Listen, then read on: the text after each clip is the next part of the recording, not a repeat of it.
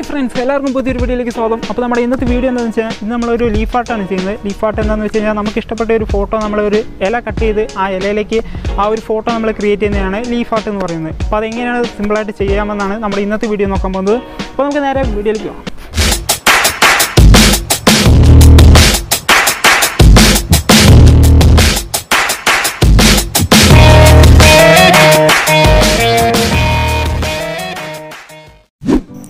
Okay friends, we will leaf art ആദ്യം കുറച്ച് കട്ടിയുള്ള ഒരു ഇലയാണ് വേണ്ടത്. ഞാൻ ഇവിടെ ഒരു പ്ലാവിന്റെ ഇലയാണ് എടുക്കുന്നത്. ആലിന്റെ ഇല വേണമെങ്കിൽ അത് നമുക്ക് യൂസ് ചെയ്യാം. ഓക്കേ, അപ്പോൾ ഇതിന് നല്ലൊരു ഇല നോക്കി ഇതുപോലെ ഒരു ഇല നമ്മൾ സെലക്ട് ചെയ്തിട്ടുണ്ട്. അപ്പോൾ നമുക്ക് ഈ ഒരു ഇല മതിയാവും. ഓക്കേ, ഇനി ഇപ്പോൾ നമ്മുടെ ഫോണിലെ ക്രോം ഒന്ന് ഓപ്പൺ ചെയ്യാം. അതിൽ നമുക്ക് വേണ്ട ഫോട്ടോസ് ഇവിടെ നിന്നാണ് സെർച്ച് ചെയ്തെടുക്കുന്നത്. ഞാനിപ്പോൾ ഇവിടെ മോഹൻലാൽ സ്റ്റെൻസിൽ ഫോട്ടോ എന്ന് ഇവിടെ സെർച്ച് ചെയ്യുന്നുണ്ട്. അപ്പോൾ നമുക്ക് സ്റ്റെൻസിൽ ഫോട്ടോസാണ് വേണ്ടത്.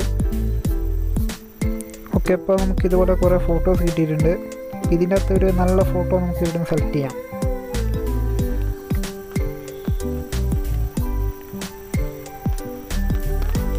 ഓക്കെ, അപ്പോൾ ഈ ഒരു ഫോട്ടോ ഞാൻ ഇവിടെ നിന്ന് സെലക്ട് ചെയ്തിട്ടുണ്ട്.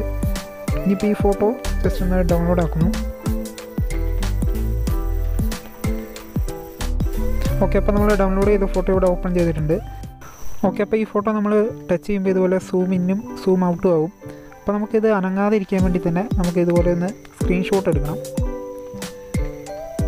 ഓക്കെ, അപ്പോൾ നമ്മൾ സ്ക്രീൻഷോട്ട് എടുത്ത ഫോട്ടോ ഇതുപോലെ ഓപ്പൺ ചെയ്യുന്നുണ്ട്. എന്നിട്ട് നമ്മൾ ഈ ഒരു ഫോട്ടോ നമ്മൾ ഹോം സ്ക്രീനിലേക്ക് വാൾപേപ്പറായിട്ടൊന്ന് സെറ്റ് ചെയ്യണം. അപ്പോൾ നമ്മളിത് വാൾപേപ്പറായിട്ട് ഇതുപോലെ സെറ്റ് ചെയ്യുന്നത് എന്തിനാണെന്ന് വെച്ച് കഴിഞ്ഞാൽ നമ്മളിതിന് മുകളിൽ ആ ഇല വെച്ചിട്ട് ട്രേസ് ചെയ്യുമ്പോൾ ഈ ഫോട്ടോ അങ്ങോട്ടും ഇങ്ങോട്ടും മാറാതെ ഇരിക്കാൻ വേണ്ടിയാണ് നമ്മളിതുപോലെ ഹോം സ്ക്രീനിൽ, അതായത് നമ്മുടെ വാൾപേപ്പറായിട്ട് നമ്മൾ സെറ്റ് ചെയ്യുന്നത്. ഓക്കെ, ഇനിയിപ്പോൾ നമ്മളത് വരയ്ക്കാൻ വേണ്ടി മാക്സിമം ഫോണിൻ്റെ ബ്രൈറ്റ്നസ് കൂട്ടിയിടുക.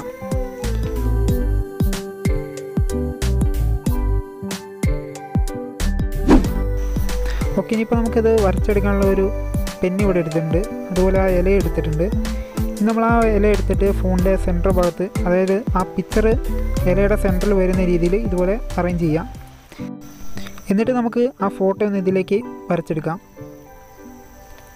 അപ്പോൾ നമ്മൾ വരയ്ക്കുമ്പോൾ മാക്സിമം ടൈം എടുത്ത് നല്ല പതുക്കെ വരച്ചെടുക്കുകയാണെങ്കിൽ നമുക്ക് അത്രയും പെർഫെക്റ്റായിട്ട് ഇത് റെഡിയാക്കി എടുക്കാൻ പറ്റും.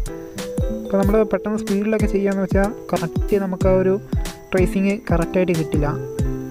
അപ്പോൾ നല്ല ടൈം എടുത്ത് പതുക്കെ ചെയ്യാം.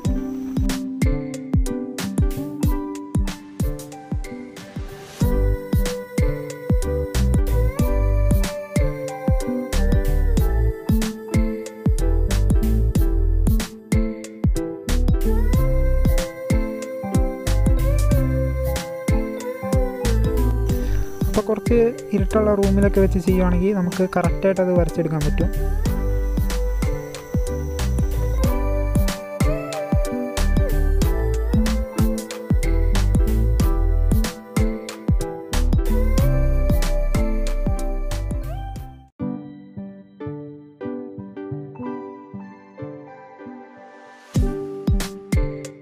ഓക്കെ, അങ്ങനെ നമ്മളിവിടെ ലാലേട്ടൻ്റെ ആ ഫോട്ടോ വരച്ചെടുത്തിട്ടുണ്ട്. ഓക്കെ, ഇത്ര സെറ്റ് ചെയ്യുക. ഇനി നമുക്കിത് കട്ട് ചെയ്ത് മാറ്റണം.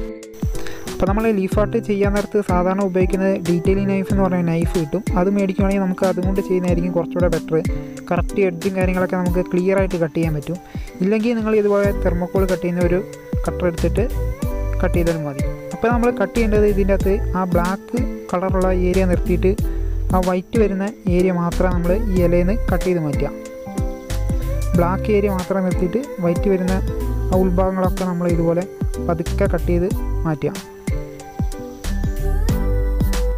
അപ്പോൾ നമ്മളിവിടെ കട്ട് ചെയ്യുന്നതിലാണ് മെയിനായിട്ട് ശ്രദ്ധിക്കേണ്ടത്. നമ്മൾ എത്ര വൃത്തിയായിട്ട് കട്ട് ചെയ്തെടുക്കുന്നു അതനുസരിച്ചായിരിക്കും ആ പിക്ചർ നമ്മൾ ഇതിനകത്ത് റെഡിയാക്കി കഴിയുമ്പോൾ കാണുമ്പോഴും ആ ഒരു ലുക്ക് കിട്ടുകയാണെങ്കിൽ നമ്മൾ അതനുസരിച്ച് നല്ല ക്ലിയർ ആയിട്ട് കട്ട് ചെയ്താലേ ആ ഒരു റിസൾട്ട് നമുക്ക് കിട്ടുകയുള്ളൂ. അപ്പോൾ നമ്മൾ ഇതുപോലെ ആ വൈറ്റ് വരുന്ന ഏരിയ മാത്രമായിട്ട് ഫുള്ളായിട്ട് കട്ട് ചെയ്ത് മാറ്റണം.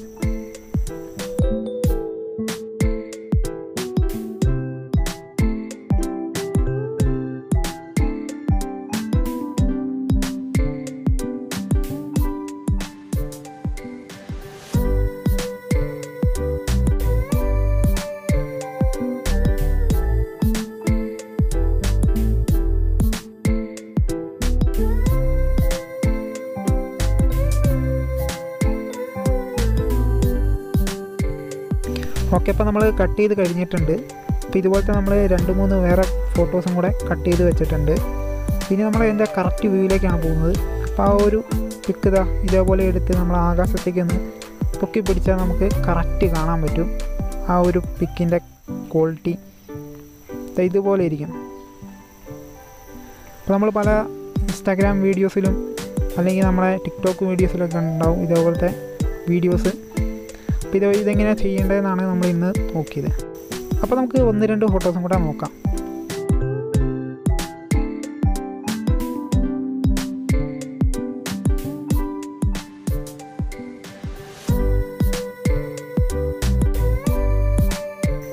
ഇനിയിപ്പോൾ നമുക്ക് ഇതുപോലത്തെ വൈറ്റ് ബാക്ക്ഗ്രൗണ്ട് വരുന്ന അല്ലെങ്കിൽ ഭിത്തിയിലൊക്കെ നമുക്ക് ഇതുപോലെ വെച്ച് നോക്കിയാൽ കറക്റ്റായിട്ട് നമുക്ക് ആ ഒരു പിക്ചർ കിട്ടും.